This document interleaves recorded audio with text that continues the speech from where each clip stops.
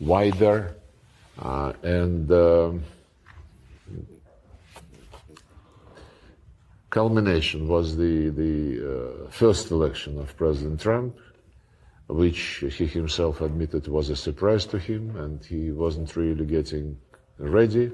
Now he is ready, and it is clear how many, 49 days yet, and such a rich agenda is already thrown into the public domain. So this split motivated, first of all, by the departure from Christian values, by the leadership of the Democratic Party, in my view, by promoting without any limits the LGBTQ, whatever comes next.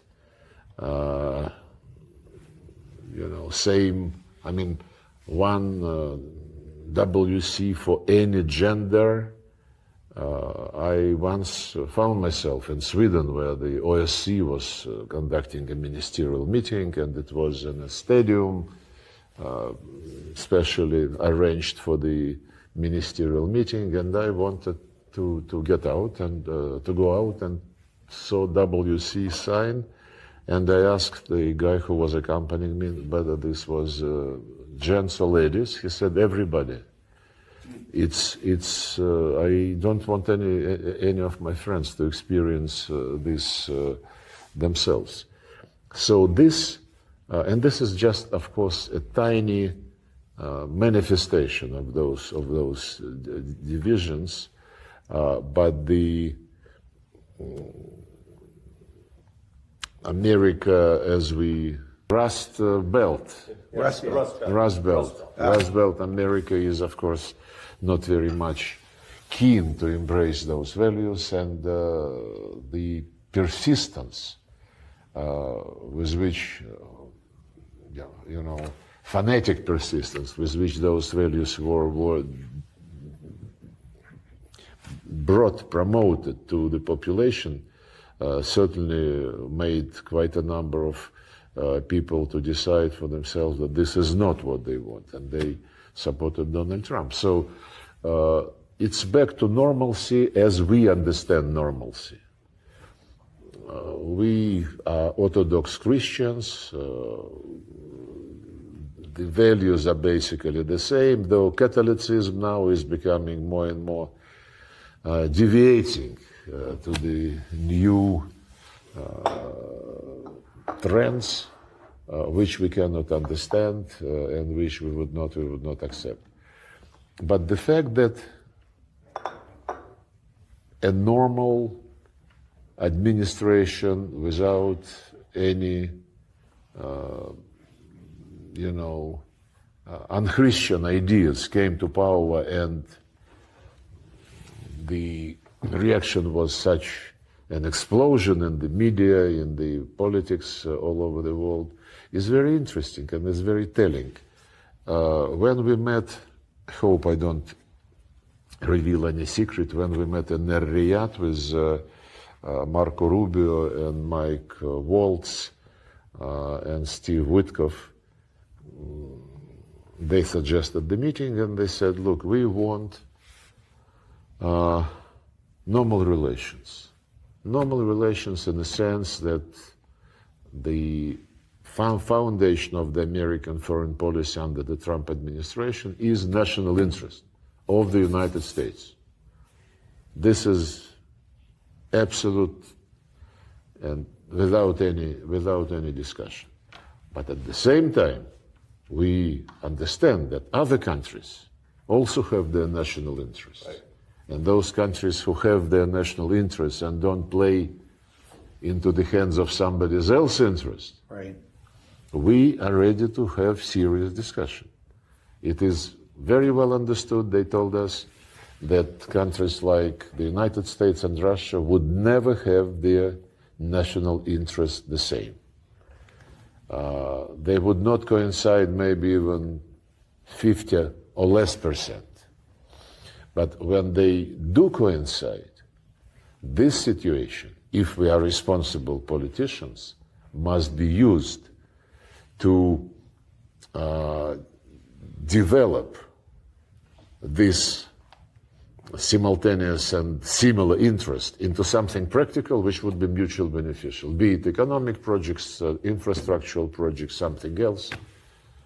And then another message went, but when the interests do not coincide and contradict each other, again, this is then the responsible countries must do everything not to allow this contradiction to degenerate into confrontation, especially military confrontation, which would be disastrous for many other countries. Right. We told them, we fully share this logic.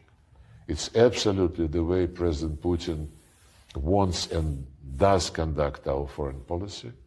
He always, since he became president, underlines in his contacts that we are not imposing anything on anyone, and that we are looking for a balance of interest.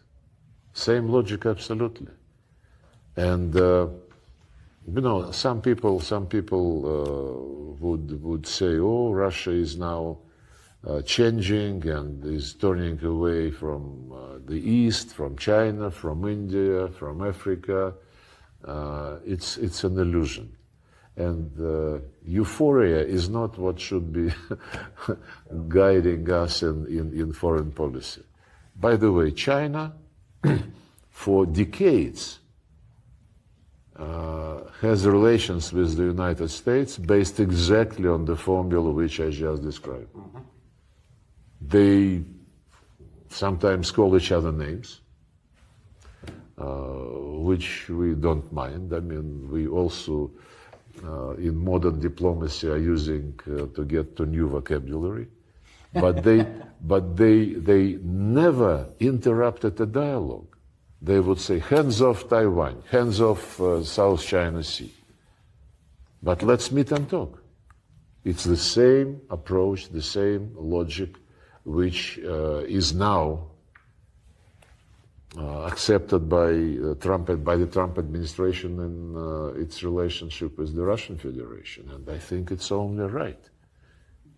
There are no two persons who would be 100% alike. And same with countries. And countries who can seriously influence the fate of the world, militarily, the nuclear powers in particular, of course, they have special responsibility, not to shout at each other, but to sit down and talk and say... Of course.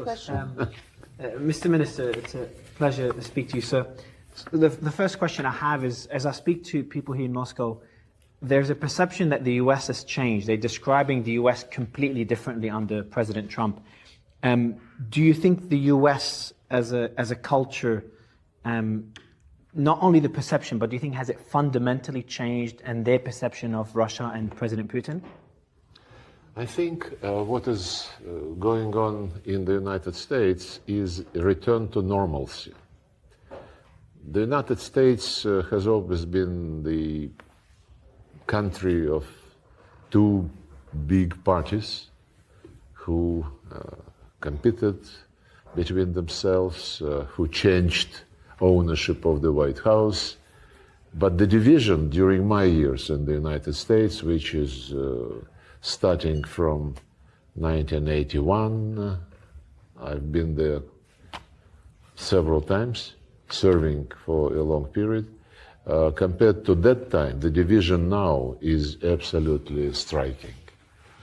On that occasion, the main dividing line between the Democrats and the Republicans was more taxes, less taxes,